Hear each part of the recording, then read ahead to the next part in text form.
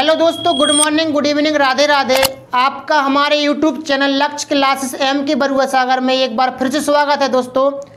दोस्तों मैंने आपको पिछली वीडियो में डायरेक्ट से इनडायरेक्ट सिखाए थे बहुत अच्छी तरीके से। उसी प्रकार से मैं आज यूपी बोर्ड परीक्षा को देखते हुए एक्टिव एंड पैसिव वॉइस लेकर के दोस्तों आया हूँ मैं फिर से एक बार। हाई स्कूल यूपी बोर्ड और क्लास 12 यानी कि इंटर बोले दोस्तों, तो इन दोनों क्लासों में दोस्तों 2 नंबर की एक्टिव एंड पैसिव वॉइस जरूर आते हैं दोस्तों। तो हम देखते हैं आज एक्टिव से पैसिव वॉइस कैसे बनाते हैं। दोस्तों जिस तरीके से हमने डायरेक्ट से इनडायरेक्ट बनाने के लिए कुछ सहायक क्रियाएं याद की थी, उसी प्रकार से हमें एक्टिव से पैसिव वॉइस बनाने पर हेल्पिंग वर्ब याद करना है। तो दोस्तों जो हमने आपको टेंस पढ़ाए थे, 12 टेंस पढ़ाए थे, उन टेंसों का हमें पैसिव वॉइस बनाना है। तो पैसिव वॉइस बनाने पर हेल्पिंग वर्ब चेंज हो जाती हैं दोस्तों यदि आपको क्रम वाइज यदि टेंस याद है 12 टेंस, तो दोस्तों एक्टिव से पैसिव बनाने पर जो सहायक क्रियाएं होती हैं वो आपको याद हैं, यही मान लीजिए दोस्तों। तो हम दोस्तों देखते हैं, यहाँ पर लिखेंगे हम एक्टिव की हेल्पिंग वर्ब, यहाँ लिखेंगे दोस्तों हम पैसिव की हेल्पिंग वर्ब। तो दोस्तों पहला टेंस है हमारा प्रेजेंट इंडेफिनिट। तो दोस्तों हम टेंस का नाम नहीं लिखेंगे, ओनली हेल्पिंग वर्ब ही लिखेंगे। दोस्तों प्रेजेंट इंडेफिनिट की हेल्पिंग वर्ब होती है एस या ईएस या फिर बोले तो डू और डज। तो दोस्तों इसका हम पैसिव वॉइस बनाएंगे तो helping verb is am are हो जाएगी। क्या हो जाएगी दोस्तों? Is am are. दूसरा सेंटेंस है आपका प्रेजेंट कंटिन्यूअस। कौन सा दोस्तों? प्रेजेंट कंटिन्यूअस है, इसकी हेल्पिंग वर्ब होती है इज एम आर। क्या दोस्तों? Is am are. इसका जब हम पैसिव वॉइस बनाएंगे तो हेल्पिंग वर्ब होगी is being, am being, are being. Is being, am being, are being. दोस्तों अब हम तीसरा टेंस लेते हैं प्रेजेंट परफेक्ट। इसकी हेल्पिंग वर्ब होती है हैज हैव। तो दोस्तों इसका जब हम पैसिव वॉइस बनाएंगे तो हैज बीन और हैव बीन हो जाएगी दोस्तों, हैव बीन। इसी तरीके से चौथा टेंस है प्रेजेंट परफेक्ट कंटिन्यूअस। इसका हम पैसिव वॉइस बनाएंगे तो प्रेजेंट परफेक्ट कंटिन्यूअस की हेल्पिंग वर्ब होती है हैज बीन और हैव बीन। दोस्तों इसका पैसिव वॉइस नहीं बनता है, ठीक है ना। हमने आपको प्रेजेंट के चारों टेंस बता दिए। अब पास्ट के यानी पास्ट इंडेफिनिट बोले तो वर्ब का सेकंड फॉर्म या फिर दोस्तों डेड किस में चेंज हो जाता है? वॉज वर्ब में। किस में दोस्तों? वॉज वर्ब में। छठवां टेंस है दोस्तों पास्ट कंटिन्यूअस। इसकी हेल्पिंग वर्ब होती है वॉज और वर। इसका हम पैसिव वॉइस बनाएंगे तो was being, were being, was being और वर बीइंग।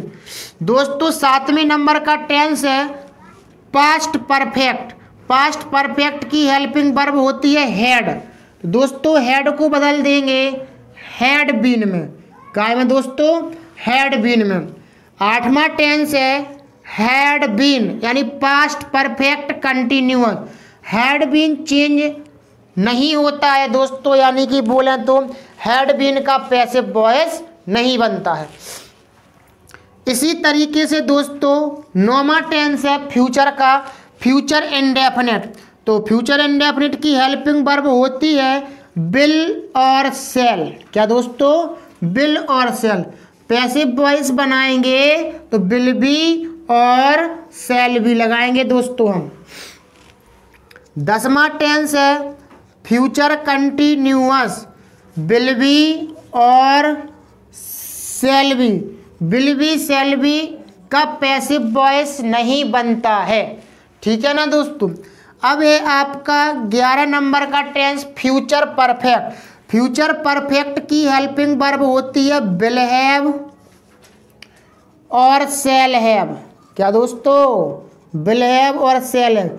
दोस्तों हमें इसका पैसिव वॉइस बनाना है तो इसकी हेल्पिंग वर्ब होती है will have been, will have been और शैल हैव बीन।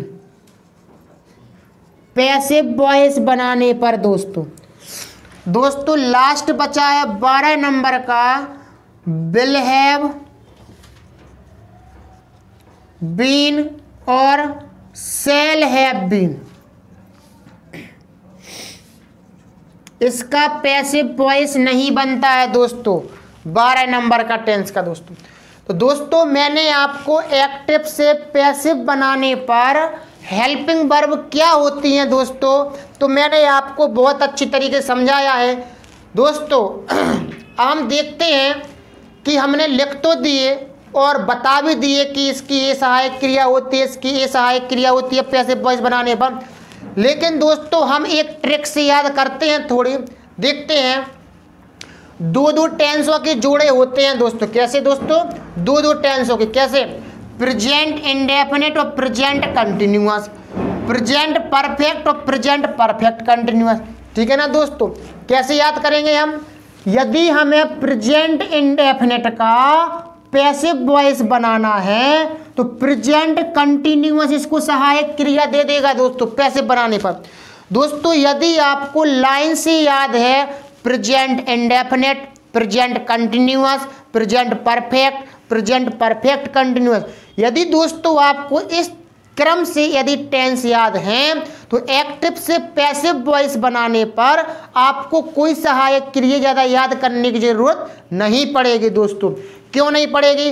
क्योंकि हम क्रम वाइज याद किए ही हैं तो हमें ज़्यादा याद नहीं, ओनली समझने की ज़रूरत है दोस्तों पहला टेंस और दूसरा टेंस यानी कि प्रेजेंट इंडेफिनिट और प्रेजेंट कंटिन्यूअस, इन दो टेंसों का जोड़ा बनता है दोस्तों। इन दो टेंसों का जोड़ा बनता है कैसे? हमें प्रेजेंट इंडेफिनिट की हेल्पिंग वर्ब बनाना है पैसिव वॉइस में। क्या होता है? तो दोस्तों उसके जस्ट आगे वाला टेंस इसको सहायक क्रिया दे देगा। कहने का अर्थ है प्रेजेंट कंटिन्यूअस प्रेजेंट इंडेफिनिट को सहायक क्रिया दे देगा पैसिव बनाने पर, यानी कि is am are present continuous इसको सहायक क्रिया दे देगा। तो प्रेजेंट इंडेफिनिट की हेल्पिंग वर्ब क्या होती है पैसिव वॉइस बनाने पर? Is am are. अब दोस्तों प्रेजेंट कंटिन्यूअस की बारी। प्रेजेंट कंटिन्यूअस का पैसिव बनाएंगे तो दोस्तों क्या करेंगे? दोस्तों प्रेजेंट कंटिन्यूअस ने अपनी सहायक क्रिया प्रेजेंट इंडेफिनिट को दे दी। जब इस टेंस ने इसको सहायक क्रिया दे दी तो इसकी सहायक क्रिया में होगी दोस्तों कुछ कमी। क्या होगी दोस्तों? कुछ कमी।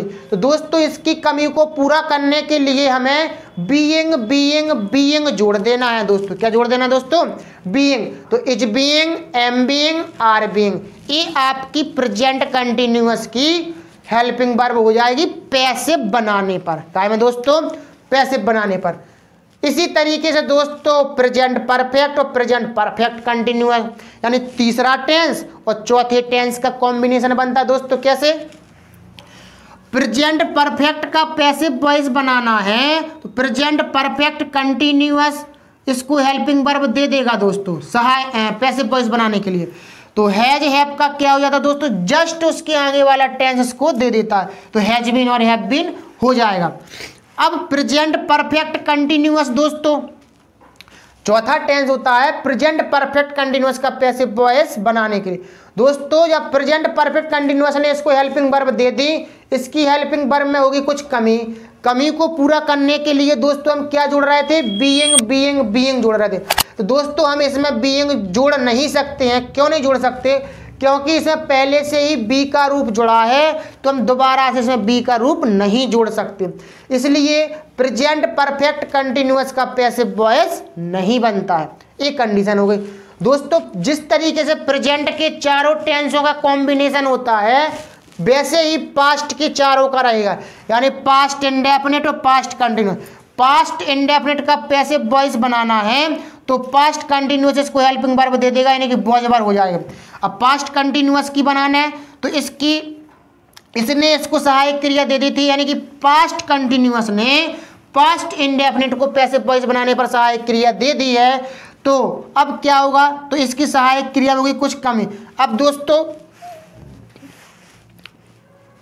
कुछ लोग कहेंगे कि कैसी कमी। दोस्तों इतना समझ लीजिए, आपके पास कोई वस्तु है, यदि आप उस वस्तु को कुछ दूसरे व्यक्ति को दे देंगे तो आपके पास उस वस्तु में कुछ हो जाएगी कमी। इतना समझ जाएं दोस्तों, कमी हो जाएगी तो क्या करना है, अपन को उसकी भरपाई तो करनी ही पड़ेगी। जब भरपाई करनी पड़ेगी तो उसे हम बीइंग जोड़ रहे हैं दोस्तों, यहाँ पर हेल्पिंग वर्ब में बीइंग जोड़ना है। तो पास्ट कंटिन्यूअस का पैसिव वॉइस बनाएंगे तो वॉज बीइंग और वर बीइंग हो जाएगी दोस्तों इसी तरीके से पास्ट परफेक्ट और पास्ट परफेक्ट कंटिन्यूअस इन दोनों टेंसों का जोड़ा रहेगा, यानी 7 और 8 नंबर के टेंसों का। पास्ट परफेक्ट का पैसिव वॉइस बनाना है तो पास्ट परफेक्ट कंटिन्यूअस इसको सहायक क्रिया दे देगा दोस्तों यहाँ पर ऐसा। तो पास्ट परफेक्ट की सहायक क्रिया क्या हो जाएगी, हैड बीन, पैसिव वॉइस बनाने में। अब पास्ट परफेक्ट कंटिन्यूअस का पैसिव वॉइस बनाना है तो क्या करेंगे, इसने तो इसको सहायक क्रिया दे दी है, इसकी सहायक क्रिया होगी कुछ कमी को पूरा करने के लिए दोस्तों क्या जोड़ रहे थे, बीइंग। दोस्तों इसमें पहले से बी का रूप जुड़ा है बीन, तो हम दोबारा बीइंग नहीं जोड़ सकते हैं, इसलिए इसका पैसिव वॉइस नहीं बनता है। फ्यूचर का देखें, फ्यूचर इंडेफिनिट इन दो का कॉम्बिनेशन, फ्यूचर इंडेफिनिट और फ्यूचर कंटिन्यूअस का कॉम्बिनेशन रहता है दोस्तों। तो फ्यूचर इंडेफिनिट का पैसिव वॉइस बनाना है तो फ्यूचर कंटिन्यूअस इसको दे देगा। तो फ्यूचर इंडेफिनिट का क्या हो जाएगा पैसिव वॉइस, विल बी और शैल बी दोस्तों। और फ्यूचर कंटिन्यूअस की जब इसने इसको सहायक क्रिया दे दी तो इसकी सहायक क्रिया में कुछ कमी को पूरा करने के लिए हम बीइंग जोड़ते हैं दोस्तों, लेकिन इसे पहले से बी का रूप है, इसलिए फ्यूचर कंटिन्यूअस का पैसिव वॉइस नहीं बनता है। आगे देखें दोस्तों, फ्यूचर परफेक्ट और फ्यूचर परफेक्ट कंटिन्यूअस इन दोनों टेंसों का कॉम्बिनेशन रहता है दोस्तों। फ्यूचर परफेक्ट कंटिन्यूअस का पैसिव वॉइस बनाना दोस्तों, तो फ्यूचर परफेक्ट का पैसिव वॉइस बनाना है, फ्यूचर परफेक्ट का पैसिव वॉइस बनाना है तो फ्यूचर परफेक्ट कंटिन्यूअस इसको सहायक क्रिया दे देगा दोस्तों इधर पर ऐसी। तो दोस्तों विल हैव और शैल हैव का क्या हो जाएगा, विल हैव बीन और शैल हैव बीन, ठीक है ना दोस्तों। और फ्यूचर परफेक्ट कंटिन्यूअस का पैसिव वॉइस बनाएंगे तो क्या, जब इसने इसको सहायक क्रिया दे दी तो इसकी सहायक क्रिया कुछ कमी हुई, कमी को पूरा करने के लिए हम बीइंग जोड़ रहे थे दोस्तों, लेकिन इससे पहले से बी का रूप है, इसलिए इसमें दोबारा से हम बीइंग नहीं जोड़ सकते, इसलिए इसका पैसिव वॉइस नहीं बनता है दोस्तों, ठीक है ना दोस्तों। तो हमने दोस्तों 12 टेंसों का आपको एक्टिव से पैसिव वॉइस बनाने पर हेल्पिंग वर्ब क्या होती है दोस्तों हमने आपको ट्रिक से समझाया है।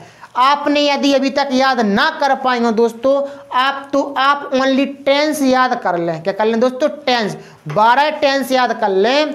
उसी के बेस पर हमने आपको बताया है कि प्रेजेंट इंडेफिनिट का पैसिव वॉइस बनाना है तो प्रेजेंट कंटिन्यूअस इसको सहायक क्रिया दे देगा दोस्तों।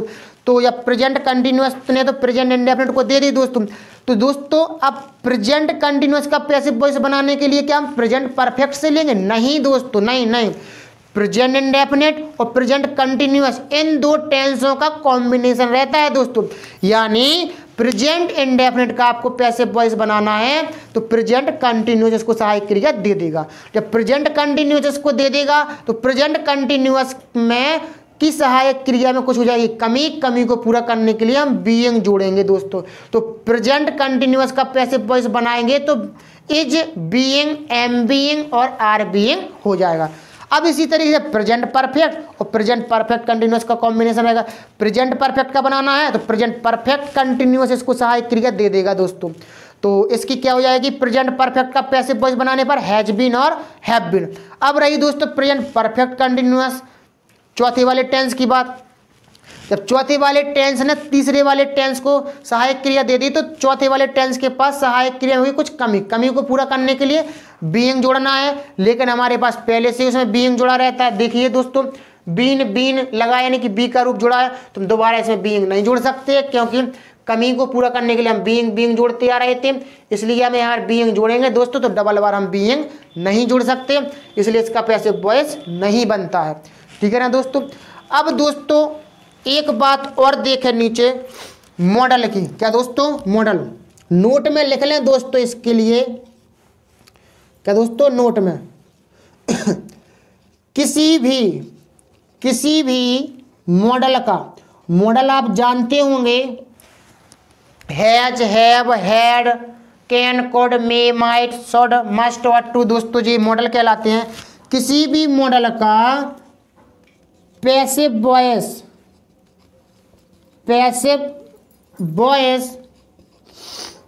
किसी भी मॉडल का पैसिव वॉइस बनाने के लिए मॉडल प्लस बी हो जाता है दोस्तों, मॉडल प्लस बी हो जाता है। जैसे दोस्तों अगर हम एग्जाम्पल में लेके दिखाएं आपको, दोस्तों मैं सारे मॉडल तो नहीं लिखूंगा, हम बता दे रहे हैं आपको। कैन का पैसिव बनाना है, कैन का बनाना है आपको, तो क्या हो जाएगा? Can be. कोई भी मॉडल आया दोस्तों आपके पास, उस मॉडल का पैसिव बनाना है तो कैन का मॉडल बनाएंगे तो कैन भी हो जाएगा दोस्तों। अगर दोस्तों मे का पैसिव वॉइस बनाएंगे तो मे भी हो जाएगा। इसी तरीके से दोस्तों शुड का शुड भी, मस्ट का मस्ट भी, ऑट टू का ऑट टू भी, और हैज टू का हैज टू भी, हैव टू का हैव टू भी, हैड टू का हैड टू भी। बस दोस्तों आपको किसी भी कोई भी मॉडल हो, आपको मॉडल का पैसिव यदि बनाना है तो हेल्पिंग वर्ब चेंज नहीं करना है, उसके साथ में बी जोड़ देना है, मॉडल प्लस बी जोड़ देना है दोस्तों आपको। ठीक है ना। और एक चीज और, एक बात और नोट में लिखना है दोस्तों, ऊपर हम, यदि आपने स्क्रीनशॉट ना लिया हो दोस्तों तो आप स्क्रीनशॉट ले लें और अपना नोट्स जरूर बनाते हैं दोस्तों।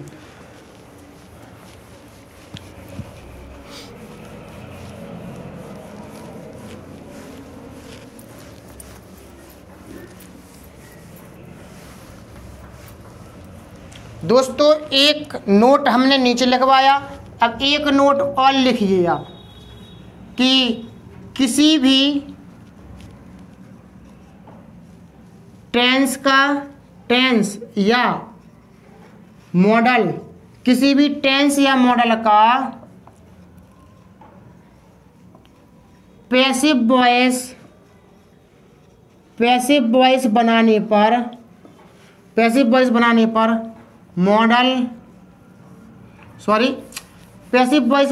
किसी भी टेंस या मॉडल का पैसिव वॉइस बनाने पर वर्ब का थर्ड फॉर्म लगता है दोस्तों, थर्ड फॉर्म लगता है। बनाने पर हमेशा वर्ब का थर्ड फॉर्म लगता है दोस्तों। आप 12 टेंस में से किसी भी टेंस का पैसिव वॉइस बनाएं दोस्तों, आपको हमेशा वर्ब का थर्ड फॉर्म ही लगाना है। ठीक है दोस्तों। हमने आपको बहुत अच्छी तरीक़ा से एक्टिव से पैसिव बनाने पर क्या हेल्पिंग वर्ब होती हैं टेंसों की और मॉडल की दोस्तों, मॉडल की तो दोस्तों सरल है, कोई याद करने की बात नहीं है। कोई भी मॉडल हो, मॉडल प्लस बी कर दो पैसिव वॉइस में, बन गया आपका पैसिव। ठीक है ना दोस्तों। और हमेशा वर्ब का थर्ड फॉर्म ही लगाना है। क्या लगाना दोस्तों? वर्ब का थर्ड फॉर्म, चाहे आप प्रेजेंट इंडेफिनिट का बनाओ चाहे पास्ट कंटिन्यूअस का बनाओ, किसी का भी पैसिव बनाओ दोस्तों, आपको वर्ब का थर्ड फॉर्म ही लगना है। देखते हैं अब हम और आगे।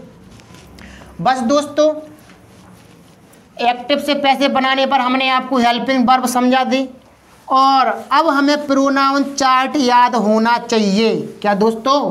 Pronoun chart. यदि आपको प्रोनाउन चार्ट नहीं आती है तो आप एक्टिव से पैसिव बनाने में परेशान होंगे दोस्तों, और डायरेक्ट से इनडायरेक्ट बनाने पर। और दोस्तों 2-2 नंबर की ये चीज़ें आपके पेपर में आना ही है, 2 नंबर या फिर 1 नंबर में दोस्तों आएंगी ही आएंगी, एक्टिव से पैसिव वॉइस और डायरेक्ट से इनडायरेक्ट बनाने के लिए।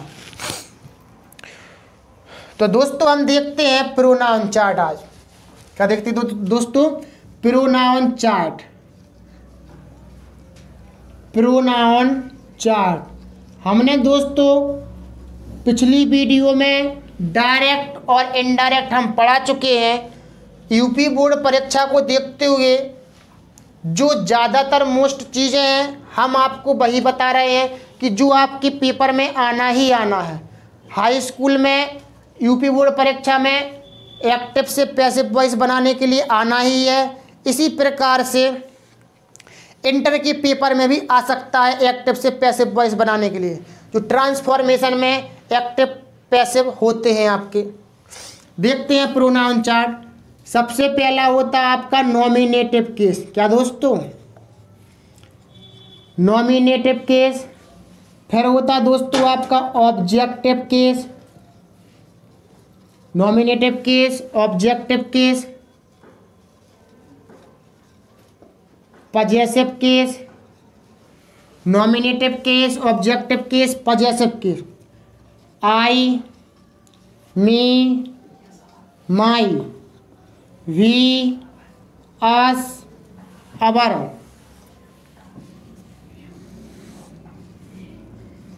You, your.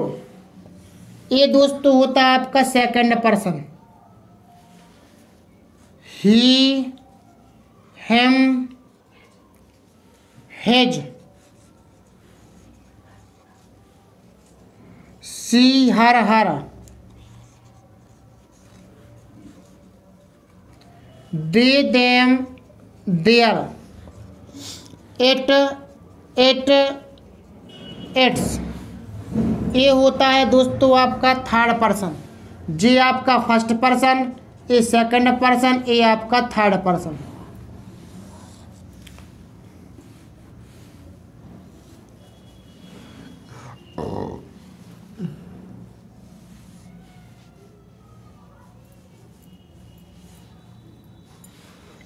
दोस्तों ये हमने आपके लिए प्रोनाउन चार्ट बना दी। देखते हैं आपको याद कैसे करना। यदि आप ऐसे में देखते हैं, आड़े में बोले तो इसको कहते हैं पर्सन, फर्स्ट पर्सन। रोमन गिनती में लिखा है फर्स्ट, आई नहीं लिखा दोस्तों, ये फर्स्ट लिखा, ये सेकंड लिखा, ये थर्ड लिखा। फर्स्ट पर्सन मीन्स क्या होता है? आई, मी, माई, भी, अस, अवर। ये 6 शब्द आपके क्या होते हैं? First person. क्या होते दोस्तों? First person. यू, योर, ये होता है आपका second person. He, him, his, she, her, they, them, their, it, its. दोस्तों ये होता है आपका थर्ड पर्सन। क्या होता है दोस्तों? ये होता है थर्ड पर्सन। और यदि आप इसको खड़े में देखते हैं तो ये आपको आते हैं केस नजर। आई, भी, you, he, C, they, it. ये आपका कहलाता है नॉमिनेटिव केस। नॉमिनेटिव केस में सारे आपके सब्जेक्ट होते हैं। क्या होते हैं दोस्तों? Subject. Me, us, you, him, her, them, it, ये सारे आपके होते हैं ऑब्जेक्ट। इसमें पजेसिव केस में दोस्तों होते हैं सब्जेक्ट भी और ऑब्जेक्ट भी। तो दोस्तों ये है आपकी प्रोनाउन चार्ट। यदि आपने अभी तक ना समझी हो, ना पढ़ी हो, तो इसको याद करने का तरीका बिल्कुल सिंपल है। आई, me, my, we, us, our, first person. You, your, second person. He, him, his, she, her, they, them, their, it, its. ये है आपका दोस्तों थर्ड पर्सन। ठीक है ना दोस्तों? अब हम देखते हैं एक्टिव से पैसिव वॉइस बनाने की ओर हम चल रहे हैं। हमारे सारे नियम हो चुके हैं छोटे छोटे। और दोस्तों हमारे साथ में ही आप लिखते चले, जिससे कि आपको पढ़ने में कोई आसानी भी हो और समझ में भी आपको जल्दी से जल्दी आ जाए दोस्तों। क्योंकि यूपी बोर्ड परीक्षा में 2 नंबर में आना ही है आपकी एक्टिव पैसिव। ठीक है ना दोस्तों? Active and passive voice. दोस्तों एक्टिव से पैसिव वॉइस हम 3 प्रकार से पढ़ना है दोस्तों। हमें कितने प्रकार से दोस्तों? 3 प्रकार से पढ़ना है। सबसे पहले दोस्तों आपको पढ़ना है असर्टिव सेंटेंस। क्या पढ़ना दोस्तों? Assertive sentence. फिर पढ़ना है दोस्तों आपको इंट्रोगेटिव सेंटेंस। फिर पढ़ना है दोस्तों आपको इम्पेरेटिव सेंटेंस। बस खत्म आपके एक्टिव पैसिव। तो दोस्तों आपको एक्टिव से पैसिव वॉइस बनाने के लिए 3 प्रकार से पढ़ना है। यदि पहला नंबर है आपका असर्टिव सेंटेंसेस। क्या दोस्तों? Assertive sentences. पहला है दोस्तों आपका असर्टिव सेंटेंस। दोस्तों यदि आपको असर्टिव सेंटेंस आ चुके हैं तो आप इंट्रोगेटिव बनाने के लिए दोस्तों तैयार हैं। अगर आपको असर्टिव आ गए तो असर्टिव समझिए और इंट्रोगेटिव अपने आप कीजिए, बहुत आसानी तरीके से। देखते हैं, सबसे पहले हम एग्जाम्पल लेते हैं। एक एग्जाम्पल है दोस्तों आपका ही हैज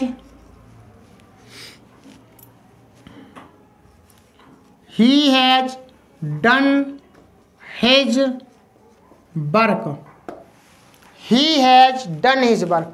दोस्तों पेपर में ऐसा सेंटेंस लिख करके आएगा he has done his work, और पीछे लिख करके आएगा चेंज इनटू पैसिव वॉइस। क्या आएगा दोस्तों?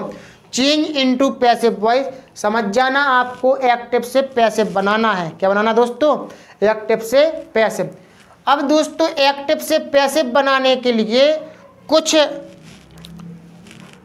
नियम होते हैं, यानी कि नियम, यहाँ पर हम कुछ बातें समझें, उसको नियम नहीं बोलेंगे। कुछ बातें हैं जो हमें ध्यान रखने योग्य होती हैं। यानी कि सबसे पहले तो आपको, जब आप तीनों प्रकार के पढ़ लेते हैं सेंटेंस दोस्तों, तो आपको पता करना चाहिए कि ये सेंटेंस है कैसा, असर्टिव है, इंट्रोगेटिव है कि इम्पेरेटिव है।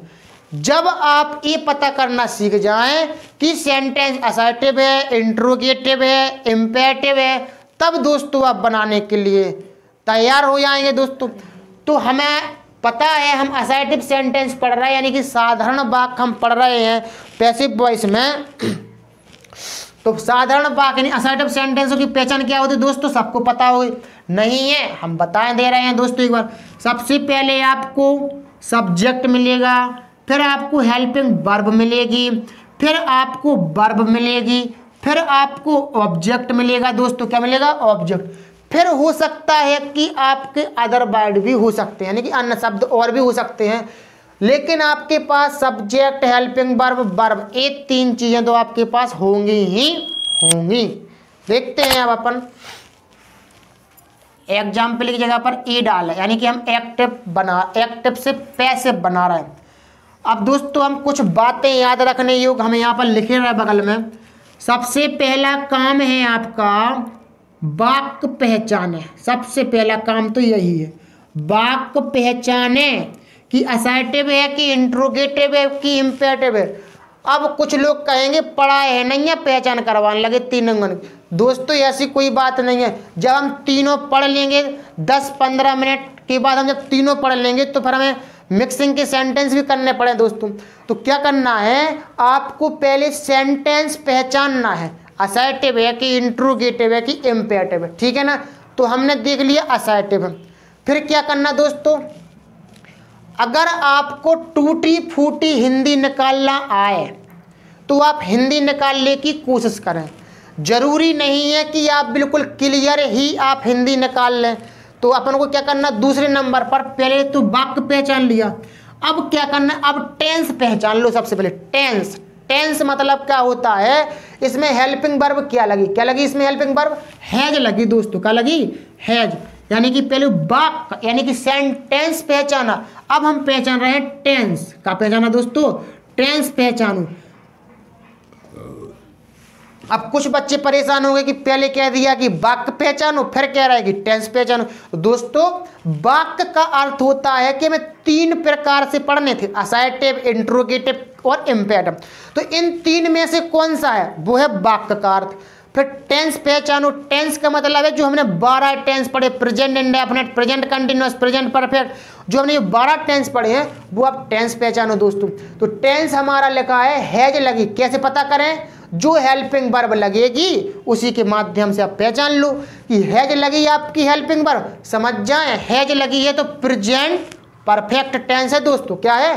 Present perfect. क्योंकि हम हिंदी निकालने की कोशिश कर रहे हैं, प्रेजेंट परफेक्ट टेंस है, तो जो भी पहचान होती है प्रेजेंट परफेक्ट की, क्या चुका है, चुकी है, चुके हैं, या फिर आ है, ई है, ए है। अब तीसरे नंबर पे क्या करने, वाक्य की हिंदी निकाल लो। वाक्य की हिंदी निकालो दोस्तों। क्या निकालो? हिंदी। अब दोस्तों ये बातें हम इसलिए लिखते जा रहे हैं कि आप बिल्कुल सिंपल तरीके से समझ सकें सेंटेंस एक्टिव से पैसिव वाक्य की हिंदी हम निकालें टूटी फूटी, हम सीधी नहीं निकालेंगे। ही मतलब होता है दोस्तों वह, हैज मीन्स होता है चुका है, चुकी है, चुके हैं। डन मीन्स डू का थर्ड फॉर्म होता है डन यानी करना। हैज वर्क मतलब अपना काम। यहीं से हमें पता चल गया कि हम क्या कहना चाह रहे हैं, वह अपना काम कर चुका है, वह अपना काम कर चुका है। हमने वाक्य की दोस्तों हिंदी निकाल ली। अब चौथे नंबर पर आ जाओ, कर्ता पहचानो। कर्ता यानी होता है दोस्तों सब्जेक्ट का होता है, सब्जेक्ट पहचानो या फिर ढूंढो, पहचानो, पहचानो लिखो, ढूंढने नहीं है, पहचानना है। सब्जेक्ट क्या है दोस्तों, ही क्या है दोस्तों, ही। अब दोस्तों अपन को पहचानना है ऑब्जेक्ट, ऑब्जेक्ट ढूंढना है, ऑब्जेक्ट यानी कि कर्म। तो ऑब्जेक्ट कैसे पहचानेंगे, मोस्ट इंपोर्टेंट काम है दोस्तों यही। बहुत सारे बच्चों को यही परेशानी आती है कि भैया हम ऑब्जेक्ट कैसे पहचाने। तो ऑब्जेक्ट पहचानने के लिए मैं रामबाण तरीका बता रहा हूं दोस्तों, तो मैं देखते हैं। ऑब्जेक्ट पहचानने से पहले आपको क्रिया ढूंढने पड़े। क्रिया, क्रिया तो जानते हैं, वर्ब बोले, वर्ब, वर्ब का होता है, वर्ब को हिंदी में कहते हैं क्रिया।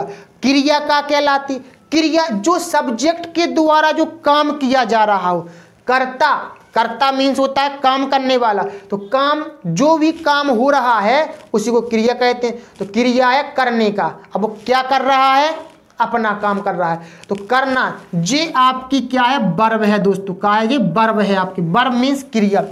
तो सबसे पहले आपने सब्जेक्ट पहचान लिया, फिर आपको ऑब्जेक्ट ढूंढना है। तो ऑब्जेक्ट पहचानने के लिए पहले आप वर्ब पहचाने। वर्ब है आपकी डन, डन मीन्स होता करना। जब जहां जो भी वर्ब है उस वर्ब के आगे से क्या और किसी से आपको दोस्तों प्रश्न करना है, या तो क्या से करना है या किसी से। जो उत्तर में मिलेगा, जितना उत्तर में मिलेगा प्रश्न करने पर, वही आपका ऑब्जेक्ट कहलाएगा। तो डन मीन्स होता करना, क्या कर चुके हो, क्या कर चुके हो। कह रहे हैं हिंदी का निकाली थी, वह अपना काम कर चुका है, वह अपना काम कर चुका है। क्या कर चुका है, अपने काम को। किसे कर चुका है, अपने काम को। दोस्तों हमें उत्तर में क्या मिला, ऑब्जेक्ट यानी कि हिज वर्क। तो हिज वर्क अपना क्या है दोस्तों, ऑब्जेक्ट। जब आप वर्ब से क्या और किसी से प्रश्न करेंगे, जो उत्तर में मिलेगा, जितना उत्तर में मिलेगा, वो सारा आपका ऑब्जेक्ट कहलाएगा।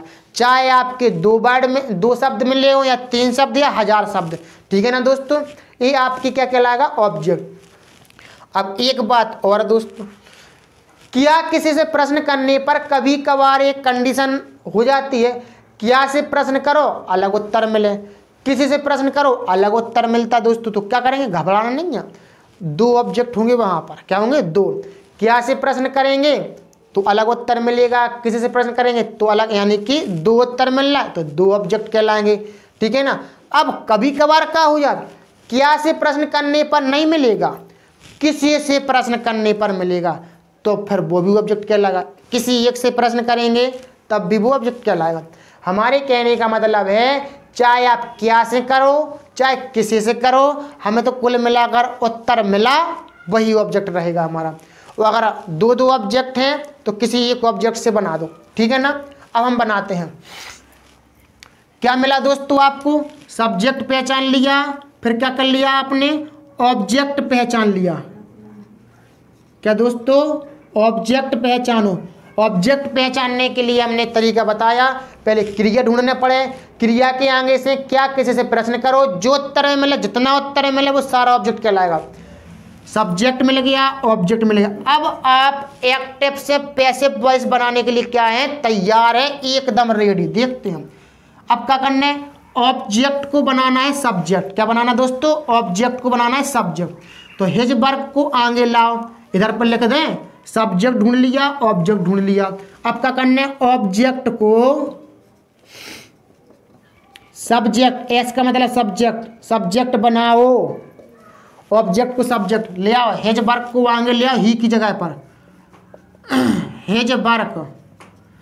अब क्या होगा दोस्तों, एक्टिव में सहायक क्रिया लगती सब्जेक्ट के बाद, पैसिव में भी लगना है जो भी लगेगी। तो हैज हैव काय में चेंज हो जाता है दोस्तों, हैज बीन और हैव बीन में। तो हेज वर्क के हिसाब से लगाएंगे हम हैज बीन। क्या लगाएंगे दोस्तों, has been. Has work has been subject, helping verb. अब क्या आएगी, वर्ब। हाँ, वर्ब हमेशा पैसिव वॉइस में वर्ब का थर्ड फॉर्म लगाना है। क्या लगाना दोस्तों, थर्ड फॉर्म। तो डन का डन। अब सब्जेक्ट को ले जाए आप पीछे, बाय लगाकर। क्या लगाकर दोस्तों, बाय। बाय लगा करके आप पीछे ले जाइए ही को पीछे ले जाएंगे तो ही का ही नहीं लिखना है। यहाँ पर प्रोनाउन चार्ट काम करना है अपन को। प्रोनाउन चार्ट क्या पढ़ी आपने, ही, हेम, हेज। हमने थोड़ी सी बनाई है जो थर्ड पर्सन के अंतर्गत आता है, जो नॉमिनेटिव केस है, सॉरी जो नॉमिनेटिव केस है, जो ऑब्जेक्टिव केस है, जो पजेसिव केस है दोस्तों। सब्जेक्ट आपका ही है। सब्जेक्ट प्रोनाउन चार्ट को देखिए दोस्तों, सब्जेक्टिव की लाइन में ही लिखा है, इसका ऑब्जेक्टिव केस बनाना है, तो ऑब्जेक्ट बनाना है। तो ही का क्या नाम लिखेंगे ऑब्जेक्ट बनाने पर, हेम। क्या लिखेंगे दोस्तों, हेम लिखते हैं। नहीं है पता, प्रोनाउन चार्ट याद कीजिए, आपको पता चल जाएगा। तो सब्जेक्ट को जब आप ऑब्जेक्ट बनाएंगे प्रोनाउन चार्ट की सहायता लेनी पड़ेगी, ही को बदल देंगे हेम में, जो ऑब्जेक्टिव किसका नाम लिखेंगे, ही का। ठीक है ना। बस दोस्तों आपका एक्टिव से पैसिव बन गए। आप 2 नंबर सीख लिए आपने कि पेपर में आएगा आपका एक्टिव से पैसिव। आप 2 नंबर पाने के लिए तैयार हैं दोस्तों। एक सेंटेंस और देख लो मजा से। राम गेव मी आ बुक। राम गेव मी आ बुक। राम ने इधर पे ऑब्जेक्ट को सब्जेक्ट तो बना दिया और 7वें नंबर पर सब्जेक्ट को ऑब्जेक्ट बनाओ। अब दोस्तों देखते हैं, राम गेव मी आ बुक। राम ने मुझे एक किताब दी। हमने क्या बोला था दोस्तों, सबसे पहले अर्थ निकालना आपको। Ram gave me a book, Ram ने मुझे एक किताब दी। दोस्तों अर्थ निकाल लिया अपन ने। अब क्या करना है, सब्जेक्ट ढूंढो। सब्जेक्ट सबसे पहले ही रहता है दोस्तों, राम है। अब ऑब्जेक्ट ढूंढना है दोस्तों, तो ऑब्जेक्ट ढूंढने के लिए क्या करना है, क्रिया से क्या किसी से प्रश्न करना है। क्रिया क्या है, गेव। गेव मीन्स होता है दोस्तों देना। देना के आगे से क्या किसी से प्रश्न करो, क्या या फिर किसी से। हाँ, यहाँ पर टेंस बता दें दोस्तों, कौन सा टेंस है। टेंस कौन सा है, 12 टेंस में से। तो यहाँ पर हेल्पिंग वर्ब आपकी क्या लगी है, हेल्पिंग वर्ब लगी है दोस्तों आपको वर्ब का सेकंड फॉर्म, यानी कि पास्ट इंडेफिनिट टेंस है, 5वें नंबर का टेंस है। तो समझ जाए पास्ट इंडेफिनिट है तो ता था, ती थी, ते थे, या फिर आ ई ए में अर्थ निकलेगा। राम ने मुझे एक किताब दी, ई में निकला दोस्तों इसका अर्थ। अब क्या करेंगे, सब्जेक्ट ढूंढ लिया, राम है, ऑब्जेक्ट ढूंढने की बारी है। तो ऑब्जेक्ट ढूंढने के लिए दोस्तों क्या करेंगे, क्या और किसी से प्रश्न करो। क्या दी, क्या दी, एक किताब। किसे दी, मुझे। लो भाई गया, क्या से प्रश्न किया, अलग उत्तर मिला, किसी से प्रश्न किया, अलग उत्तर मिला, कोई परेशानी नहीं। इसका मतलब इसमें 2 ऑब्जेक्ट हैं।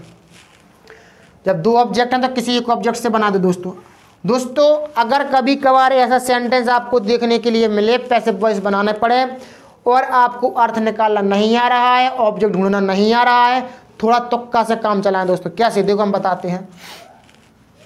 यदि ऑब्जेक्टिव वाली लाइन का कोई भी शब्द, जैसे बोले तो मी आ जाए, यू आ जाए, अस आ जाए, हेम आ जाए, हर आ जाए, देम आ जाए, यदि ऑब्जेक्टिव केस का कोई भी ये शब्द आ जाए, समझ जाओ जो ऑब्जेक्ट है, अर्थ निकालने की जरूरत नहीं है आपको।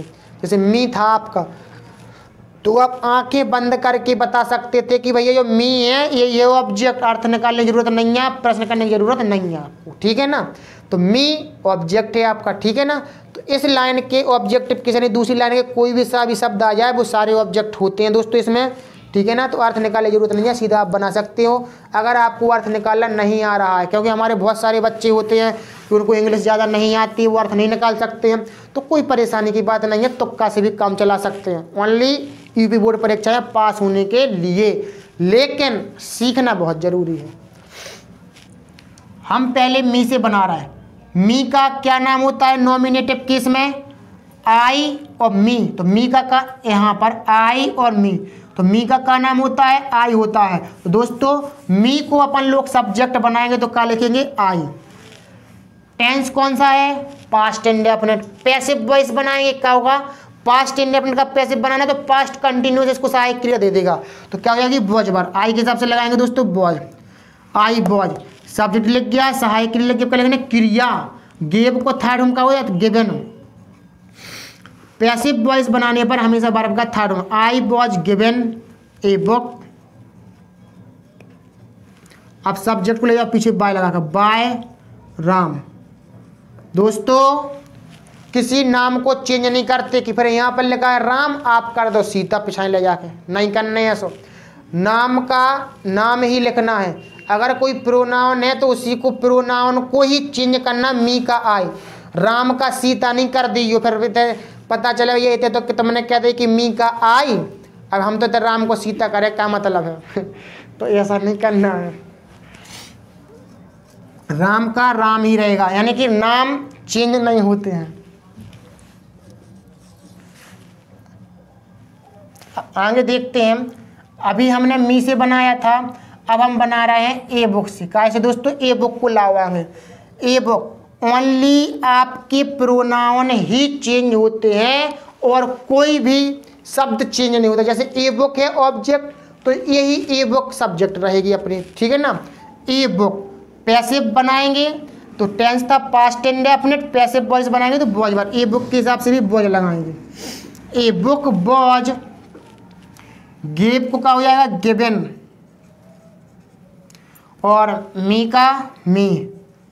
सब्जेक्ट को पीछे ले जाओ, बाय लगाकर बाय राम। राम का राम ही रहना है, ठीक है ना दोस्तों? दोस्तों हमने आपको असर्टिव सेंटेंसेस यानी कि एक्टिव से पैसिव वॉइस बनाना बताए हैं पूरे डिटेल से। दोस्तों आप चाहें तो एक स्क्रीनशॉट ले सकते हैं। अब दोस्तों हम चलते हैं असर्टिव। यदि आपको असर्टिव समझ में आ गए हैं तो इंट्रोगेटिव बनाने का तरीका यही है, बस सब्जेक्ट ढूंढो, ऑब्जेक्ट ढूंढो, ऑब्जेक्ट को सब्जेक्ट बनाओ, सब्जेक्ट को ऑब्जेक्ट बनाओ, हेल्पिंग वर्ब चेंज करो, ठीक है ना दोस्तों? देखते हैं इंट्रोगेटिव में क्या होता है, क्या होना है। बस सेंटेंस ही बनना, क्या होगा।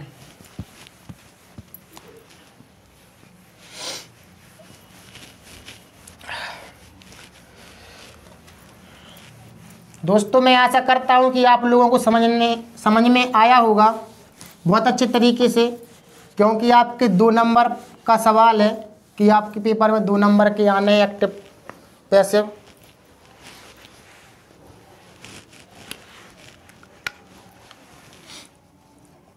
दूसरे नंबर में है दोस्तों इंट्रोगेटिव।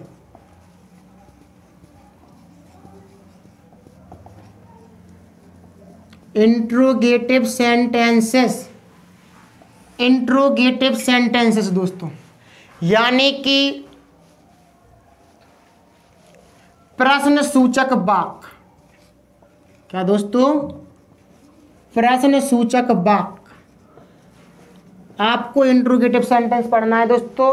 प्रश्न सूचक वाक्य एक्टिव से पैसिव बनाना सीखना है। नियम आपके पूरे असर्टिव के हैं, तो हम सीधा एग्जाम्पल लेते हैं और जल्दी से बताते हैं। पहले तो इंट्रोगेटिव की पहचान तो बता दें, क्या होती है इंट्रोगेटिव सेंटेंस की पहचान। जब वाक्य किसी सहायक क्रिया या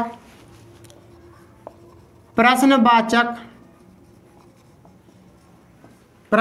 शब्द से शुरू हो। जब वाक्य किसी सहायक क्रिया या प्रश्नवाचक शब्द से शुरू हो तब प्रश्न सूचक वाक्य होता है। प्रश्न सूचक वाक्य होता है। अब दोस्तों आप प्रश्नवाचक शब्द तो समझते ही होंगे, क्या, क्यों, कैसे, कब, कहाँ और कौन। तो जब कोई सा भी वाक्य या तो सहायक क्रिया से शुरू होगा या फिर किसी प्रश्नवाचक शब्द से शुरू होगा तब आप समझ जाएंगे कि सेंटेंस इंट्रोगेटिव है, ठीक है ना दोस्तों। अब हम एग्जाम्पल लेते हैं। लिखा है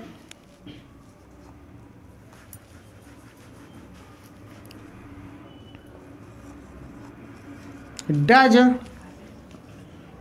he reads the book, reads the book. तो दोस्तों देखते हैं does he reads the book.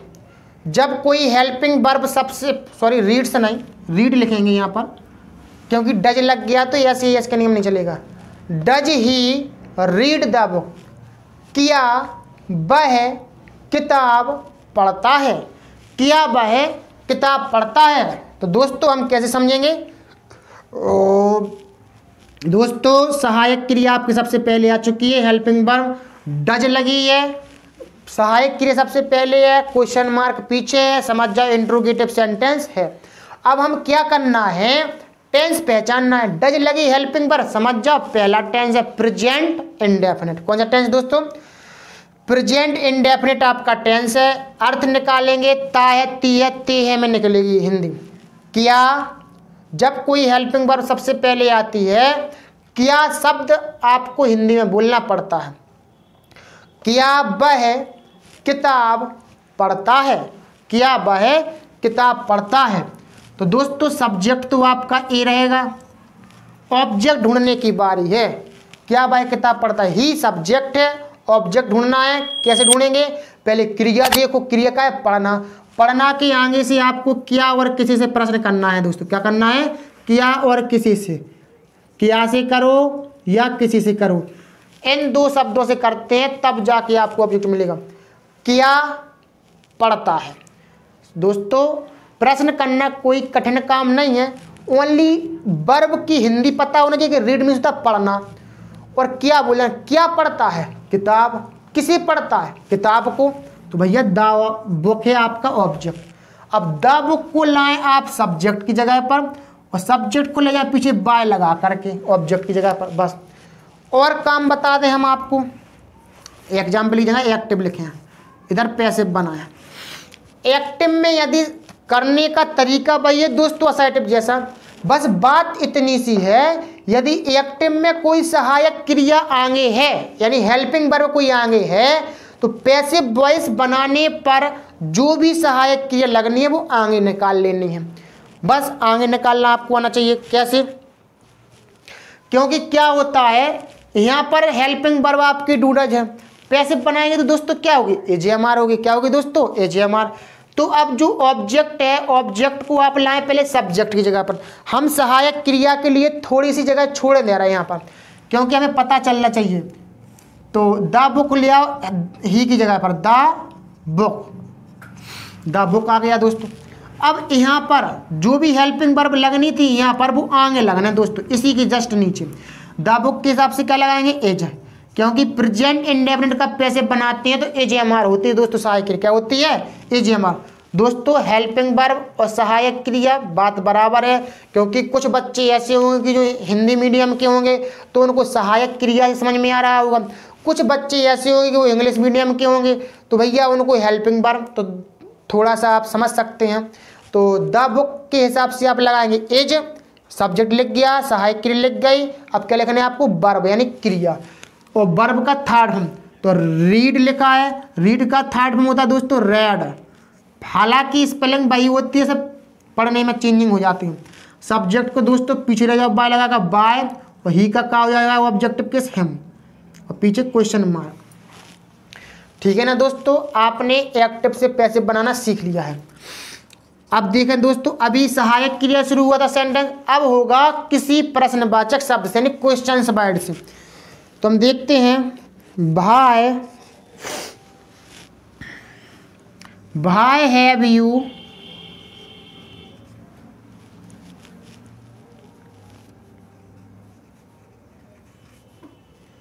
संग द सॉन्ग, भाई हैव यू संग द सॉन्ग।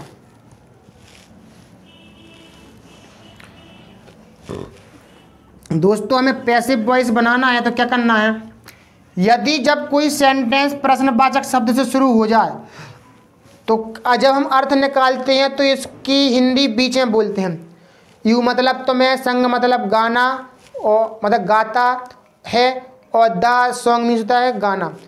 तो तुम गाना क्यों गा चुके हो, तुम गाना क्यों गा चुके हो। ये आपकी हिंदी है टेंस की, सेंटेंस की। तो हम अब क्या करेंगे, टेंस कौन सा है, हैव लगी सहायक क्रिया, चुका है, चुकी है, चुकी है में अपन का अर्थ निकलेगा। सब्जेक्ट इसका क्या है, यू का है दोस्तों, यू। ऑब्जेक्ट ढूंढना है, ऑब्जेक्ट कैसे ढूंढेंगे, क्रिया से क्या, कैसे प्रश्न करो, क्या गा चुका है, गाना को। किसे गा चुका है, गाना को, द सॉन्ग को गा चुका है दोस्तों।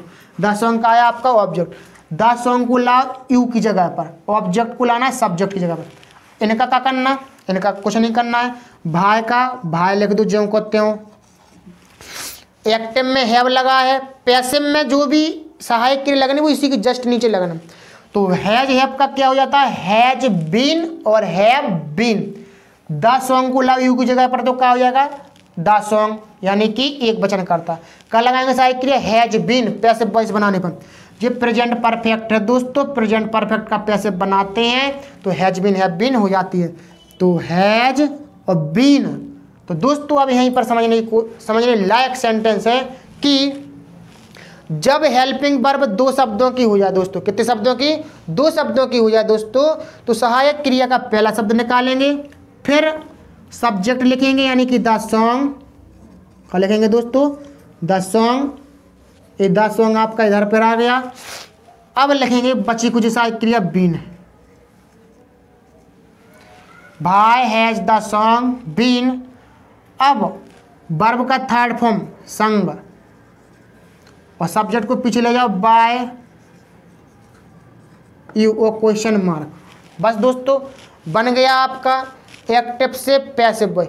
ये आपकी सहायक क्रिया शुरू हो रहा था, ये आपका प्रश्नवाचक शब्द से। यदि जब कोई प्रश्नवाचक शब्द से शुरू हुए तो ज्यों का त्यों आप उसको भाई का भाई लिख दो, फिर जो ऑब्जेक्ट है उसको आगे लाओ। तो द सॉन्ग के हिसाब से लगेगी हैज बीन सहायक क्रिया, तो हैज द सॉन्ग, फिर बीन वर्ब का थर्ड फॉर्म, सब्जेक्ट को पीछे ले जाओ बाय यू। ठीक है ना दोस्तों। अब दोस्तों एक सेंटेंस महा most important, who knows you. दोस्तों ये सेंटेंस कई बार आ चुका है, हु नोज यू। ये सेंटेंस आपका कई बार आ जाता है और बच्चे बना नहीं पाते हैं। तो दोस्तों हम बता दें, सबसे पहले तो आप टेंस बताएं क्या है, नोज, एस लगी इसमें सहायक क्रिया, समझ जाओ प्रेजेंट इंडेफिनिट है।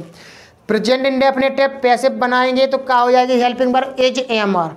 अब एक चीज़ याद रखना है, हु वाले वाक्य में कोई सब्जेक्ट नहीं होता है। जब कोई सब्जेक्ट नहीं होता है तो हम पीछे किसको ले जाएंगे, बा लगाकर, किसी को नहीं। तो दोस्तों इसमें हु स्वयं में एक सब्जेक्ट होता है।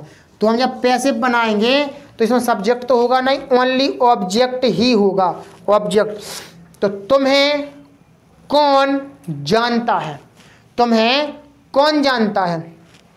दोस्तों जानना के आगे से क्या से प्रश्न करो या किसी से प्रश्न करो।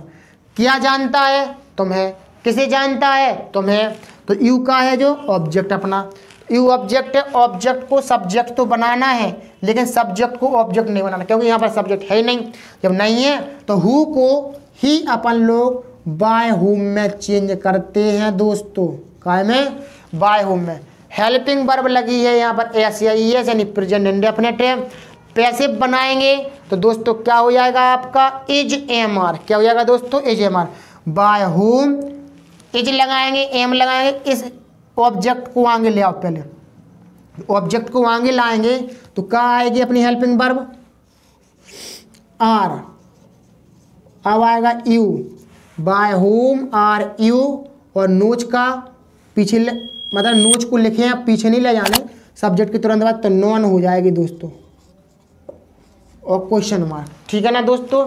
ये आपका पैसिव बन चुका है, ये आपका पैसिव बन चुका है। और हु वाला सेंटेंस थोड़ी कठिन होता है दोस्तों, तो हमने बता दिया है।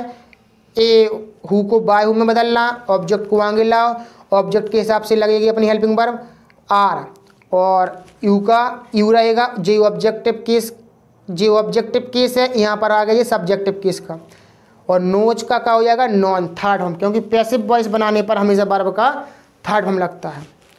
तो दोस्तों मैंने आपको असर्टिव सेंटेंस, इंट्रोगेटिव सेंटेंस पढ़ा दिए हैं बिल्कुल डिटेल से दोस्तों। अब मैं आपको तीसरे प्रकार के यानी कि बोलें तो इम्पेरेटिव सेंटेंस पढ़ाने के लिए जा रहा हूँ। आपको दोस्तों समझ में तो आए होंगे, एक बार आप स्क्रीनशॉट ले लीजिए या फिर अपने नोट्स बनाते चलिए दोस्तों।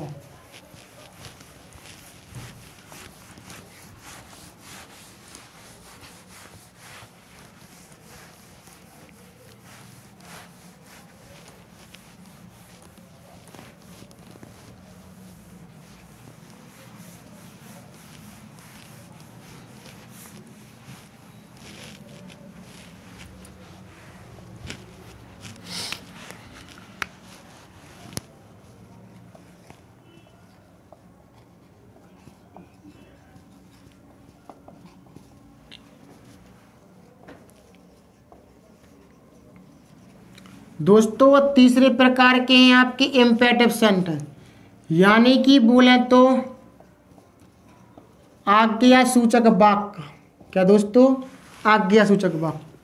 दोस्तों हम इम्पेरेटिव सेंटेंसों की आपको पहचान बता दें। जब वाक्य क्रिया से डू नॉट प्लस क्रिया, नेवर प्लस क्रिया,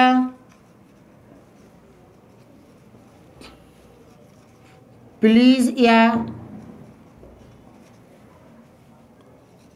काइंडली प्लस क्रिया, प्लीज या काइंडली प्लस क्रिया आदि से शुरू होते हैं,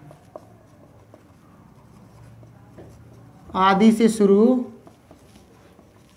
जब वाक्य क्रिया से डू नॉट प्लस क्रिया, नेवर प्लस क्रिया, प्लीज प्लस क्रिया, काइंडली प्लस क्रिया आदि से शुरू होते हैं दोस्तों, तब हम उसको इम्पेरेटिव सेंटेंस कहते हैं। और हम इसकी खास बात बता दें दोस्तों, इम्पेरेटिव सेंटेंसों में सब्जेक्ट नहीं होता है, कोई हेल्पिंग वर्ब काम नहीं करती है, क्योंकि हम इम्पेरेटिव सेंटेंसेस मीन्स होता है आज्ञा सूचक वाक्य, यानी कि हम हमेशा सामने वाले व्यक्ति से ही बात करते हैं। ठीक है ना दोस्तों। देखते हैं, हमें इसके लिए एक फॉर्मूला याद रखना है, let plus object plus not plus be plus verb का third form plus other word. दोस्तों ये फॉर्मूला आपको पता होना चाहिए। Let plus object plus not plus be plus verb का थर्ड फॉर्म प्लस में अदर वर्ड। और दोस्तों इस लेट का प्रयोग अपन कब कर सकते हैं, जब वाक्य में ऑब्जेक्ट हो। जब वाक्य में ऑब्जेक्ट हो तब आप इस लेट का प्रयोग कर सकते हैं। क्या कर सकते हैं दोस्तों, इस लेट का प्रयोग आप कर सकते हैं। एग्जाम्पल हम देखते हैं, लेते हैं। रीड द बुक, कितना सिंपल सेंटेंस है दोस्तों, रीड द बुक। सब्जेक्ट है नहीं, हेल्पिंग वर्ब कुछ है नहीं, क्योंकि ये चीज़ें आपकी इन सेंटेंसों में होती ही नहीं है, सीधी क्रिया से शुरू हो जाती है दोस्तों, यानी वर्ब से शुरू हो जाते हैं सेंटेंस। Read the book. और दोस्तों इसमें एक चीज़ और लिखो, आदि से शुरू होते हैं, तथा अर्थ निकालने पर वाक्य के अंत में ओ की आवाज आती है। ओ की आवाज आती है। काय की आवाज आती है दोस्तों, ओ की आवाज। कैसे, रीड द बुक, किताब पढ़ो। रीड द बुक, किताब पढ़ो। ओ की आवाज आ गई दोस्तों, समझ गए हम। इम्पेरेटिव सेंटेंस है, इम्पेरेटिव सेंटेंस है। अब इसमें ये देख लो ऑब्जेक्ट है या नहीं। अगर ऑब्जेक्ट है तो लेट से बनाएं, और यदि ऑब्जेक्ट नहीं है तो फिर हम देखते हैं अब कैसे बनाए। फिर read the book, read means क्या होता है, पढ़ना। पढ़ना के आगे से क्या और किसी से प्रश्न करो। क्या पढ़ो, किताब। किसे पढ़ो, किताब को। ऑब्जेक्ट उत्तर में क्या मिला, द बुक। समझ जाओ, the book object, the book object है। पैसिव बनाएंगे दोस्तों अपन लोग, क्या करेंगे, लेट से। लेट इस फॉर्मूले में जो चीज़ें हैं वो ज्यों की त्यों, जैसे ऑब्जेक्ट की जगह पर जे भरना है, लेट प्लस ऑब्जेक्ट, प्लस नहीं लगाना दोस्तों, ऐसे लिखते जाना है। लेट द बुक नॉट, यदि एक्टिव में नॉट होता तो पैसिव वॉइस में भी नॉट लगाते, नहीं है तो नॉट छोड़ दें, बी का बी। वर्ब का थर्ड फॉर्म रेड, अदरवर्ड है नहीं है, फुल स्टॉप मार दो दोस्तों, बन गया आपका पैसिव। अब देखते हैं और आगे, do not kill the birds, do not kill the birds, पक्षियों को मत मारो, पक्षियों को मत मारो, पक्षियों को मत मारो। तो दोस्तों क्या है, ओ की आवाज आ रही है, हम समझ गए इंपेरेटिव सेंटेंस है। फिर क्या करेंगे दोस्तों, अब इंपेरेटिव सेंटेंस है तो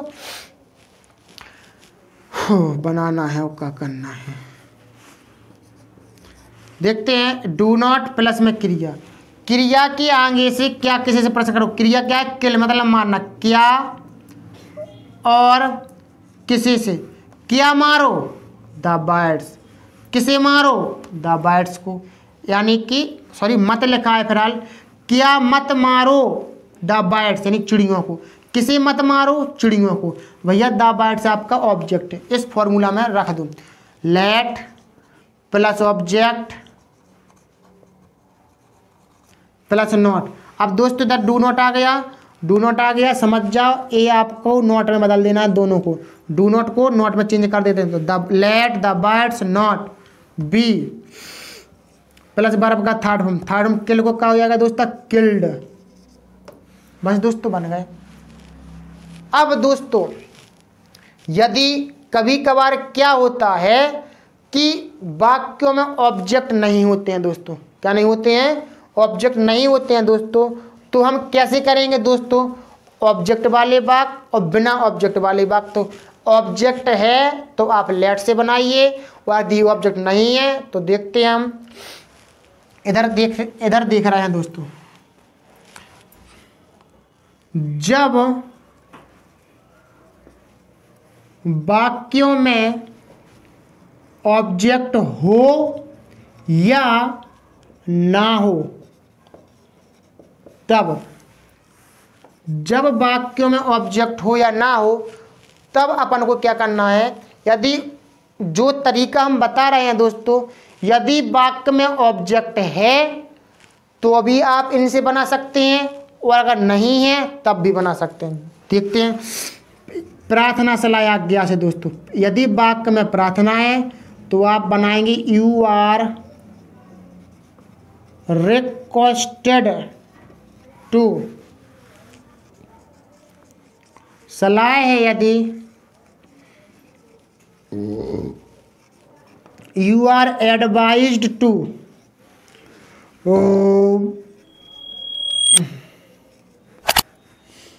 आज्ञा है यू आर ऑर्डर्ड टू। यदि डू नॉट वाला सिस्टम है तो यू आर फॉरबिड टू, ठीक है ना दोस्तों।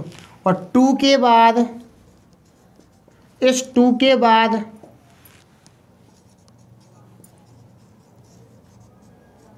क्रिया से उतार देते हैं दोस्तों, क्या होते हैं दोस्तों, क्रिया से उतार देते हैं। जब वाक्यों में ऑब्जेक्ट ना हो तो हम प्रार्थना सलाह आज्ञा से बनाते हैं, और यदि जिन वाक्यों में ऑब्जेक्ट है वे भी दोस्तों बना सकते हैं अपन इनसे, लेकिन लेट से केवल वही वाक्य बनते हैं जिनमें ऑब्जेक्ट हो, लेकिन प्रार्थना सलाह आज्ञा से सारे वाक्य बन जाते हैं इंपेरेटिव, जिस वाक्य में ऑब्जेक्ट है वे भी और जिनमें नहीं है वो भी। जैसे हमने एग्जाम्पल लिया है, यहीं पर ले रहे हैं, लिखा है keep to the left, keep to the left. दोस्तों ये सेंटेंस लिखा कीप टू द लेफ्ट यानी बाएं रखो, बाएं रखो।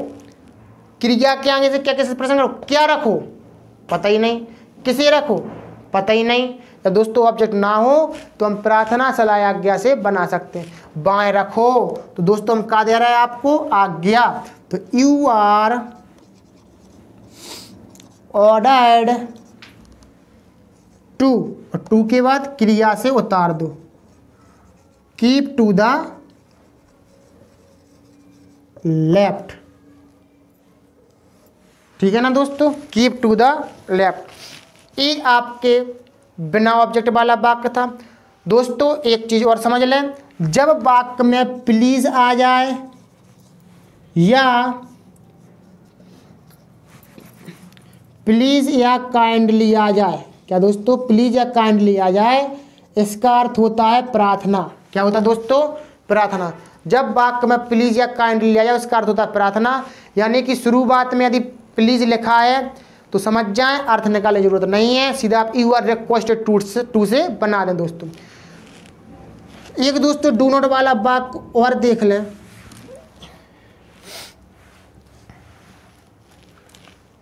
दोस्तों ऐसा करते हैं, आप इसका स्क्रीनशॉट ले लीजिए, हम यहाँ से साफ किए दे रहा, ठीक है ना दोस्तों, आपको समझ में आएगा। स्क्रीनशॉट आपने ले लिया होगा।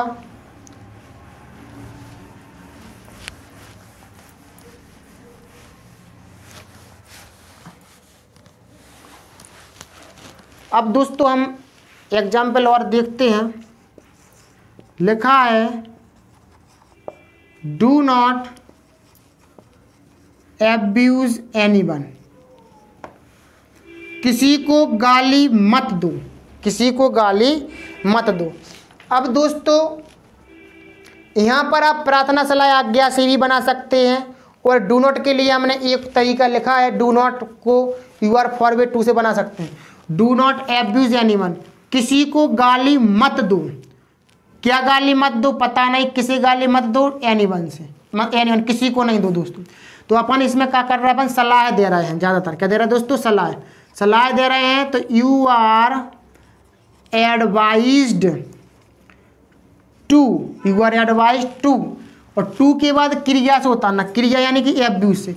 अब दोस्तों इस डू नॉट को कहाँ लगाएंगे, इस टू के पहले नोट लगाते हैं, जो हमने यहाँ पर समझाया आपको, टू इन टू के पहले आपको नोट लगाते हैं दोस्तों, ठीक है ना। यहाँ पर टू लगाते हैं, सॉरी नोट लगाते हैं। जब भी अगर नोट आ जाए तो इन टू के पहले नोट लगाना, नॉट टू करना है, you are advised not to. अब क्रिया से उतरेगा एब्यूज एनीवन, ठीक है ना दोस्तों।